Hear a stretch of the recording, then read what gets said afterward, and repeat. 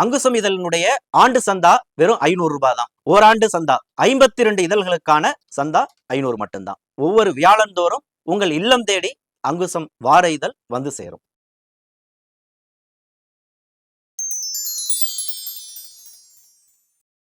வணக்கம், காலை வணக்கம் அனைவருக்கும்.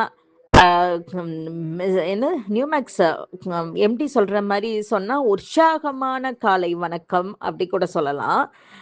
இவர் ஆரம்பிக்கும் போதே தங்கத்தின் விலையை பத்தி இந்த நிருபர் சொல்றாரு. அங்குசம் நிருபர் விலை ஏறிடுச்சு, இப்ப இடத்தினுடைய விலை அவ்வளோ மலிவா கிடைக்குதுன்னு. பேசாம இவரே வாங்கி வித்துடலாம்.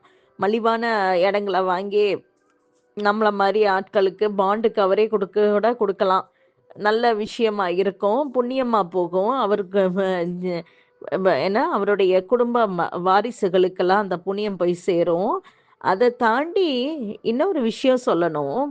என்னன்னா, இப்ப கோடியில நான்லாம் பணம் போட்ட, கேடிகளை நம்பி பணம் போட்ட நானெல்லாம் தெருக்கோடியில நிக்கிறேன். ஏற்கனவே வலிச்சு தொடச்சு கொடுத்தாச்சு. கொடுத்தது அதுவும் ஒரு தடவை கூட பெனிஃபிட் வாங்கல, அது வேற இருக்குது சரிங்களா. பெனிஃபிட்டே வாங்காத என்னைய மாதிரி ஆட்கள் எல்லாம் மந்த்லி வட்டி கட்டுறதே பெரிய எங்களுக்கெல்லாம் சேலஞ்சிங்கா இருக்குது. அப்படி இருக்கும் போது நாங்க திரும்பவும் எங்கிருந்து காசு எடுத்துன்னு வந்து இதுல போட்டு வாங்க முடியும்? அப்படி வாங்குறதுக்கு வக்கு இருக்கிறவங்க பண்ணலாம். எனக்கெல்லாம் வக்கு கிடையாது, அதனால நான் சொல்றேன்.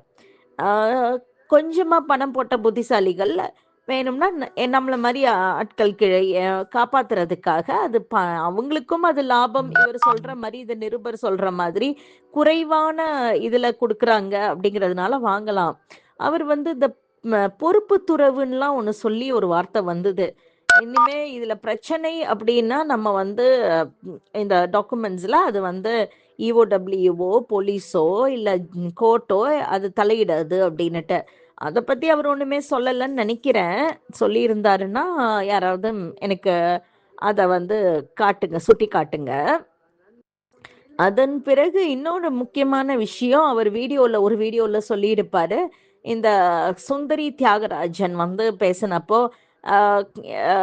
2 பெண்களை வந்து வம்பிழுத்து வாய மூடுங்க அண்ட் பேசின எங்களை வந்து வாய மூடுங்க. அதுக்கப்புறம் இன்னும் என்ன சொல்றது, இது கொடுக்கலையா, அது என்னது சீரியா ஏதோ ஒன்று அந்த மாதிரி, அந்த இது கொடுக்கலையா, அப்புறம் நன்றி அப்படின்னுட்டெல்லாம் ரொம்ப கிண்டல் பண்ணி கோர்ட்டை அவமதிச்சு, அதனால இவர் சொன்னார் குழாய் அடி சண்டை போட்டிங்க அப்படின்னுட்டுன்னு வீடியோவில் சொல்லியிருப்பாரு. ஆனால் அதை வக்கீல் வந்து ஐ மீன் இந்த ரஜினி அந்த அம்மா பெண் சிங்க வக்கீல் கேட்டப்போ பார்ட்டியின் பர்சனாக வரவங்க என்ன பேசணும் அப்படின்னு அந்த அம்மா ஒரு புது ரூல் கொண்டு வந்தப்போ, ஏன்னா அம்பேத்கருடைய வாரிசு இல்லை அந்த அம்மா, அதனால அந்த அம்மா சொல்லும் போது ஜட்ஜு நீதியரசர் இறைத்தூதர் அழகாக சொல்லிட்டாரு, இது நியூமேக்ஸோட கலந்துரையாடல், மக்கள் பாதிக்கப்பட்டவங்க பேசத்தான் செய்வாங்க அப்படின்னுட்டுன்னு. அது அந்த இன்னொரு வக்கீல் அந்த அம்மா சொன்னிச்சு, என்னைய வந்து நான் வந்து சிவகாசி ராமமூர்த்திக்கு என்னது மவுத் பீஸ்ன்னு. மவுத் பீஸா? யாருக்கு மவுத் பீஸு? நான்லாம் நல்லவங்க சொன்னாலே கேட்க மாட்டேன். போயும் இந்த கேஸ் மேலே கேஸை போட்டுட்டு சட்ட போராட்ட குழுங்கிறவங்க சொல்கிறதெல்லாம் நான் கேட்கணும்னு எனக்கு என்ன தலையெழுத்தா? யார் எந்த நேரத்தில் யார் கரெக்டுன்னு எனக்கு மனதுக்கு படுதோ, எனக்கு நான் உண்மையாக இருப்பேன். அந்த மனதுக்கு படுறவங்களோட அவங்க சொல்கிறத மக்களுக்காக, எனக்காக, மெயினாக எனக்காக, என் பணத்துக்காக நான் செய்வேன், அவ்வளவுதான். அதை விட்டுட்டு நான் சோஷியல் சர்வீஸ் பண்ணுறேன், இறைவனுடைய குழந்தை, இறைவன் என்னை தொப்புன்னு வானத்துலேருந்து தூக்கி போட்டார், இப்படியெல்லாம் நான் வந்து கையாட்டி காலாட்டி பேசி இந்த என்ன சொல்கிறது அல்லக்கை நொல்லக்கையெல்லாம் நான் இருக்கிறது. அது அப்படி நினைச்சாலே எனக்கெல்லாம் வாமிட் வரும். அந்த மாதிரி எல்லாம் இருக்க முடியுமா அப்படிங்கிறதே எனக்கெல்லாம் ஆச்சரியமா இருக்குது. என்னையெல்லாம் கொண்டு வந்து ஏன் இந்த மாதிரி ஒரு சொசைட்டியில் இறைவன் விட்டுட்டார் அப்படிங்கிறதே எனக்கு ரொம்ப கவலையான ஒரு விஷயமா இருக்கும். அதனால அந்த பொறுப்பு துறவு பற்றியும் பேசலை. ஸோ யாருக்கெல்லாம் முடியுமோ கொஞ்சமாக இன்வெஸ்ட் பண்ணியோ இல்லை நிறையா இந்த கம்பெனியில் பல வருடங்கள் ட்ராவல் பண்ணி நிறையா ப்ராஃபிட் சம்பாதிச்சவங்க இவங்கெல்லாம் உள்ள நுழைஞ்சு இந்த குறைவான இடத்த வாங்கி எங்களை மாதிரி கஷ்டப்படுற மக்களுக்கு, ஆதரவற்ற மக்களுக்கு ஹெல்ப் பண்ணினாங்கன்னா ரொம்ப புண்ணியமாக போகும் அப்படின்னு தோணுச்சு இந்த வீடியோவை 2 தடவை பார்த்ததுக்கப்புறம். அதனால நண்பர்களான உங்க எல்லாரோடையும் நியூமேக்ஸ் உறவினர்களுடைய நான் இதை வந்து ஷேர் பண்ணிக்க விரும்பினேன். அதுதான். தேங்க்யூ. முக்கியமான ஒரு விஷயம், அதை தெளிவா இன்னும் சொல்லணும்னு நினைச்சேன்.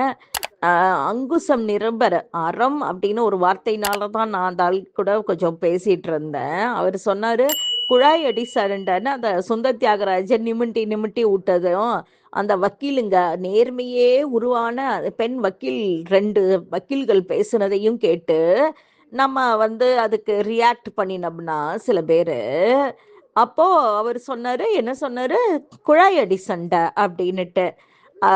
என்கிட்ட தான் சொன்னாரு. வீடியோல வந்து ஜட்ஜ் வந்து அப்படியே டென்ஷன் ஆகி தட்டி, சுத்தியல் எடுத்து தட்டி, அந்த விதி கோர்ட்ல வர மாதிரி எல்லாரும் கெட் அவுட், வெளியில போங்க அப்படின்னு சொன்னாரு அப்படின்னுட்டு. ஆனா ஜட்ஜ் அழகா நம்ம நீதியரசர் இறை தூதர் சொல்லிட்டாரு, இது நியோமேக்ஸோட கலந்துரையாடல். ஏன்னா எங்களோட வயிற்றின் பசி அவருக்கு புரியுது, புரியலைன்னா அவரோட கேலிபருக்கு அவர் கலந்துரையாடல்னாரு. அவங்கவுங்க கேலிபருக்கு ஏற்ற மாதிரி அவங்கவுங்க வார்த்தைகளை உபயோகிக்கிறாங்க, அவ்வளவுதான் விஷயம்.